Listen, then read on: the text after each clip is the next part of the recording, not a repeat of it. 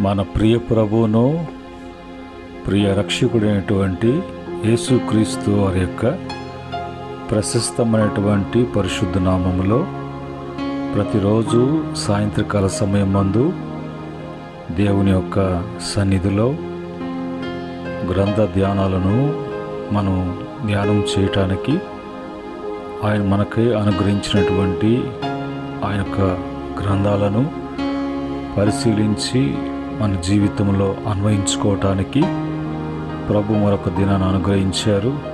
మరొక దినంలో ఆయన యొక్క గ్రంథాలను ధ్యానం చేయటానికి కృప చూపించారు. అందును బట్టి ప్రభుకు స్తుతులు చెల్లిస్తున్నాను. అలాగనే ప్రతిరోజు కూడా సాయంత్రకాల సమయం మందు కీర్తనలను ధ్యానం చేస్తున్నప్పుడు ఆలకిస్తూ అనుసరిస్తున్న బిడ్డలకు ప్రభు పేరిట వందనములు, ప్రభు పేరిట శుభములు తెలియచేస్తున్నాను. ప్రేమైనటువంటి దేవుని బిడ్డలారా, ఈ సమయంలో కీర్తన 4వ కీర్తన 6-7 చరణాలను మనం ధ్యానం చేయబోతున్నాం. ప్రభు మరి 5 చరణాలను ధ్యానం చేయటానికి కృప చూపించారు.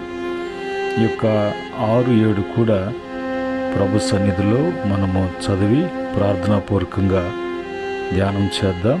ఈ సమయంలో కీర్తన 4వ కీర్తన 6-7 చరణాలు నేను చదువుతున్నాను. మాకు మేలు చూపువాడెవడని పలుకువారు అనేకులు. యెహోవా, నీ సన్నిధి కాంతి మా మీద ప్రకాశింపచేయుము. వారి ద్రాక్షారసములో విస్తరించిన నాటి సంతోషము కంటే అధికమైన సంతోషము నీవు నా హృదయములో పుట్టించితివి. పరిశుద్ధుడైనటువంటి తండ్రి, దయగలిగినటువంటి ప్రభు, మీ మాటలు మేము ధ్యానం చేస్తున్నాం.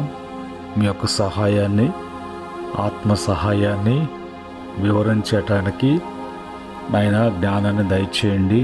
జ్ఞాన హృదయమును అనుగ్రహించు ప్రభు.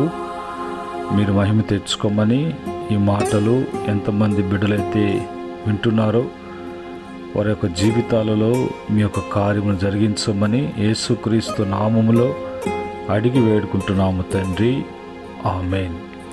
ప్రియమైన దేవుని బిడ్డలారా, ఈ యొక్క 4వ కీర్తన అనేది సాయంత్రకాలపు కీర్తన, సాయంత్రకాలపు ధ్యాన కీర్తన. భక్తుడు తన యొక్క మరి ఉన్నటువంటి ఆ శ్రమలలో మరి రాసినటువంటి కీర్తన. దావీదు తన కుమారుడైనటువంటి అబ్షలోము తన యొక్క తండ్రిని హతం చేసి రాజు కావాలి అని ఒక రాజకీయ నాయకుడిగా జనాలలోనూ ఆయన అలజడి లేపి దావీదును హతం చేయటానికి అతను ప్రయత్నం చేస్తున్నప్పుడు దావీదు అతని నుంచి దూరముగా వెళ్ళి అరణ్యంలో అతను సంచరిస్తున్నటువంటి సమయంలో రాయబడినటువంటి కీర్తన. అయితే వాళ్ళు అంటున్నారు, మరి మేలు చేసేటువంటి వారు ఎవరున్నారు, మేలు చూపేటువంటి వారు, చేసేటువంటి వారు ఎవరున్నారు వాళ్ళకి అన్నట్టుగా వాళ్ళ శత్రువులు మరి దూషిస్తూ ద్వేషిస్తూ అంటున్న మాటను బట్టి భక్తుడు అంటాడు, ప్రభా, మరి మీ యొక్క సన్నిధి కాంతి మా మీద ప్రకాశిస్తే, మీ సన్నిధి మాతో కూడా ఉంటే, మీ సన్నిధి కాంతి మా మీద ప్రకాశిస్తే మాకు కలిగేటువంటిది ఏంటంటే వారి యొక్క ధాన్య ద్రాక్షారసములో విస్తరించిన నాటి సంతోషము కంటే అధికమైన సంతోషము నీవు నా హృదయములో పుట్టించితివి అని అంటాడు.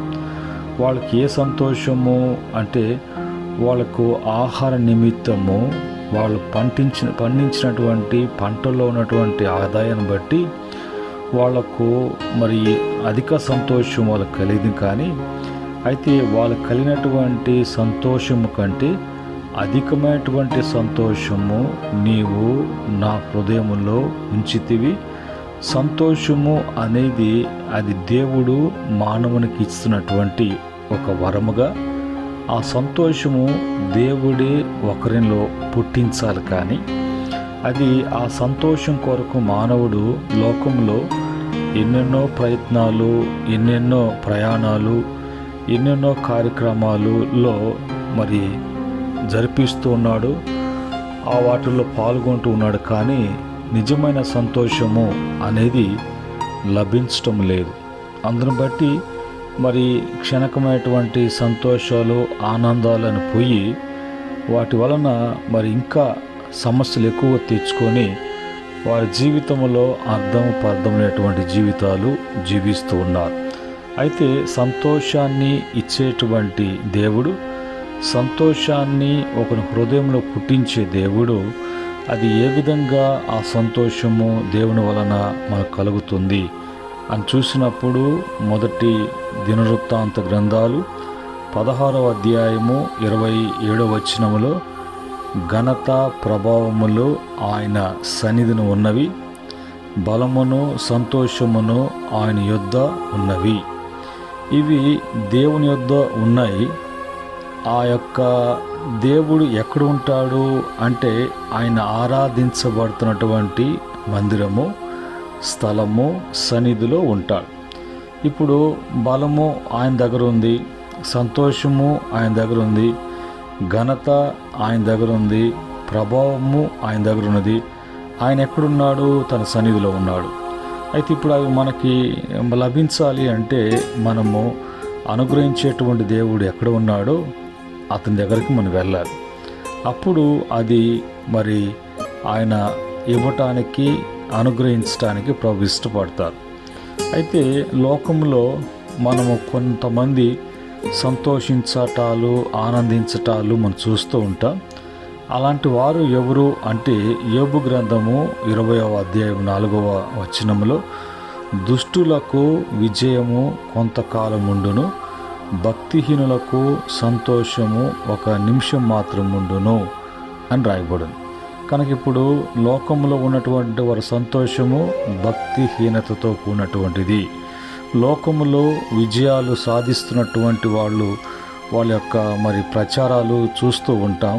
కానీ అది కొద్ది కాలమే, అది దేవుని వలన కాదు.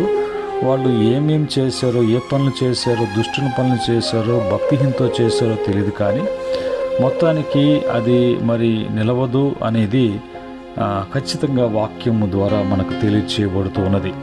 అలాగనే రెండో మాటగా కీర్తన 16వ కీర్తన 11వ చరణములో జీవ మార్గమును నీవు నాకు తెలియచేసేదవు, నీ సన్నిధిని సంతోషము కలదు, నీ కుడి చేతిలో నిత్యము సుఖము కలదు.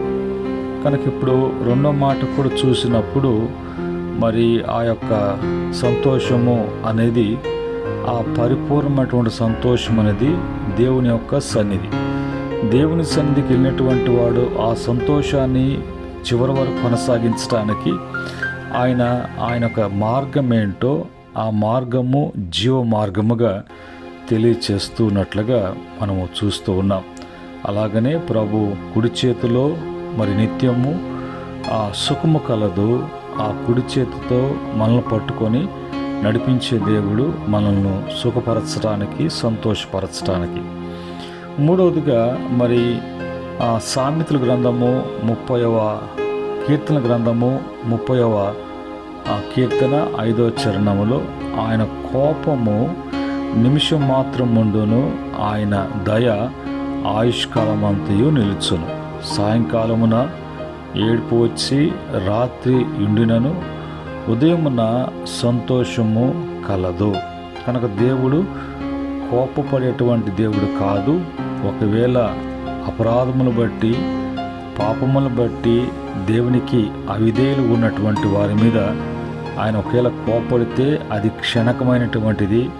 అయితే ఆయన మానవుల పట్ల చూపించేటువంటి దయ అది ఆయుష్కాలం అంతా ఉంటుందని, మనిషి ఏడుపు అనేది, దుఃఖము అనేది కలగటము ఎప్పుడు అంటే అది సాయంత్రకాల మందు మరి చీకటి సమయంలో పాపాన్ని బట్టి, చీకటి జీవితాన్ని బట్టి ఏడ్పులు ఏడవలసి వస్తుంది, కానీ ఉదయమున సంతోషము కలదు. అంటే వెలుగులో ఉండి వెలుగులో సంచరించేటువంటి వాడు చీకటి సంబంధి కాదు, చీకటి కార్యాలు రహస్య కార్యాలు జరిగించేటువంటి వాడు కాదు, వాడు వెలుగు సంబంధి. కాబట్టి అలాంటి వాడి జీవితంలో సంతోషము అనేది ఉంటుంది. అలాగనే మరి ప్రభు ఆయన మనకు సంతోషము లభించేది ఎలాగా ఎవరు యొద్ద నుంచి తెలుసుకున్నాం. ఆ తర్వాత 4వ మాటగా కీర్తన 105వ కీర్తన 43వ చరణంలో ఆయన తన ప్రజలను సంతోషముతోనూ తాను ఏర్పరచుకునిన వారిని ఉత్సాహ ధ్వనితోనూ వెలుపులకు రప్పించెను అని అంటాడు. ఈ సంతోషము తన ప్రజలకు ఆనంద ధ్వని అనేది తాను ఏర్పాటు చేసుకున్నటువంటి వారికి, అలాంటి వారు ఎలాంటి బంధకాల్లో ఉన్నా, వారు ఎలాంటి చెరలో ఉన్నా వారిని బయటికి తీసుకుని వస్తాడు. ఆయన తీసుకొచ్చేటువంటి దేవుడు బలవంతుడు. అయితే ఎవరిని అని అంటే తన ప్రజలుగా పిలువబడుతున్నటువంటి వారును, దేవుని బిడ్డలుగా ఉన్నటువంటి వారును, అలాగనే మరి వారి జీవితాల్లో మరి ఆయన ఏర్పాటు చేసుకున్నటువంటి బిడ్డలు ఉన్నారు. తర్వాత 5వదిగా చూసినప్పుడు కీర్తన 106వ కీర్తన 4-5 చరణాలలో యెహోవా నీవు ఏర్పరచుకున్న వారి క్షేమము నేను చూచుచు నీ జనులకు కలుగు సంతోషమును బట్టి సంతోషించుచు అని అంటాడు. కనుక ఇక్కడ ఏర్పాటు చేయబడినటువంటి, ఆయన ఏర్పాటు చేసుకున్నటువంటి వారి జీవితాలలో క్షేమము, వాళ్ళకు మరి ఆయన కలుగు చేసేటువంటి సంతోషం. అలాగా మనం బైబిల్లో మరి ముందుకు వెళ్ళినప్పుడు దేవుని యొక్క మాటలు ఇంకా మనకు తెలియజేసేటువంటి మాటలు ఏంటంటే, యెషయా గ్రంథము 29వ అధ్యాయం 19వ వచనంలో యెహోవా యందు దీనులకు కలుగు సంతోషము అధికమగును, మనుషులలో బీదలు ఇశ్రాయేలు యొక్క పరిశుద్ధ దేవుని యందు ఆనందించెదరు. దీనులు సంతోషం, మరి ఉన్నటువంటి బీదలు దేవుని బట్టి వాళ్ళు సంతోషిస్తారు, ఆనందించేటువంటి వారుగా ఉంటారు.